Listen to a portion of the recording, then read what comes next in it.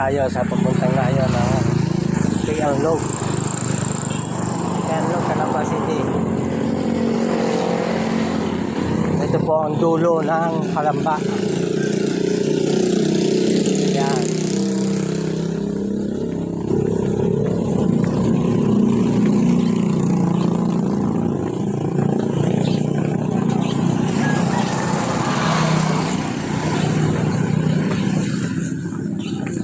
Ano ng bumbero, fire station, meron po kami dito. Yan.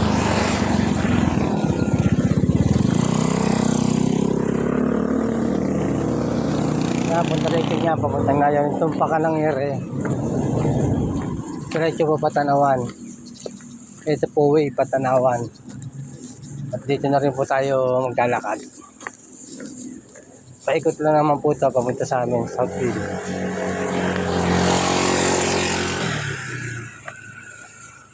Pagbabalik pa kasi ayun, makalayo. Pagbabalik pa. Halos meron ng 6 na kilometro yata to. Pag pinag ano mo.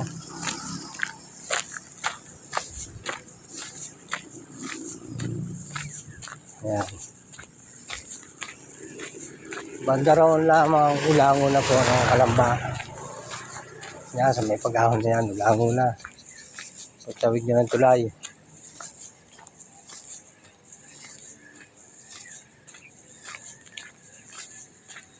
Makalampas lamang Santo Tomas ha.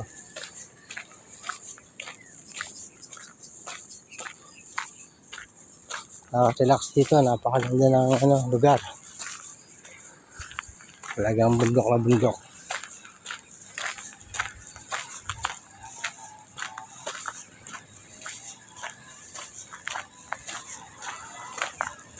Ayun, ang Southfield. Malayo na.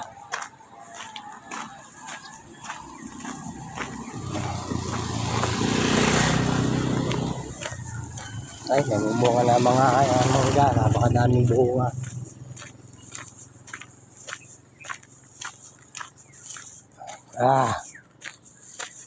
Layo, sana walang aso. Pag may aso, magpipilit tayo bumalik.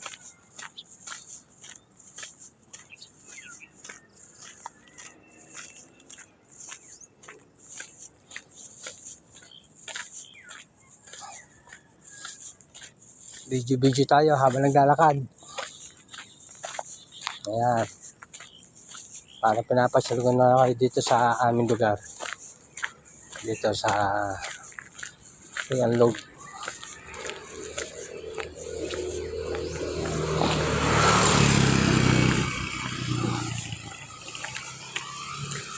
Medyo malibig pa. Talagang bundok na bundok. Bukid na bukid ang dating. Marami nang gagaling dito. Galing Tanawan. Dito sila ng shortcut. Lalo lang may nanguhuli sa highway.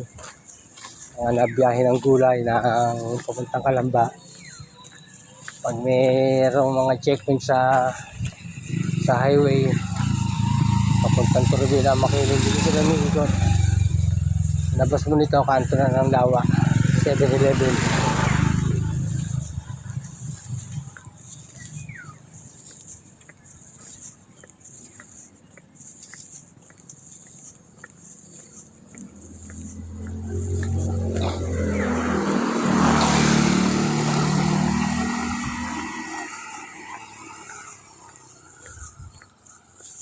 Kaya kapag papuntang Tanawan, dito ka manggagaling.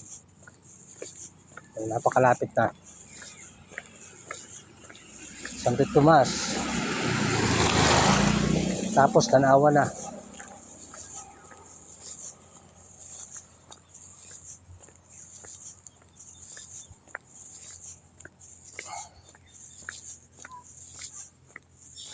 Ay.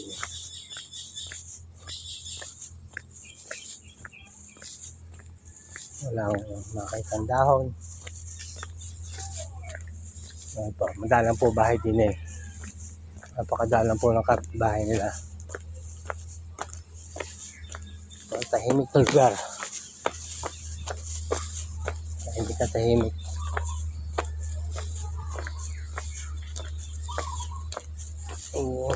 Dati po dito nagdadaan yung truck ng malaki ng basura. Yan lang sa likod na, pinantapunan. Diyan sa likod ng saan pinantapunan. Ngayon po, pinansarado na. Oh. Ang ganda ng bunga ng mangga.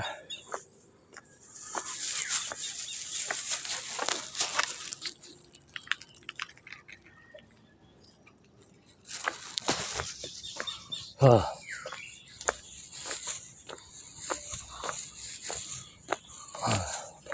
Malayo din.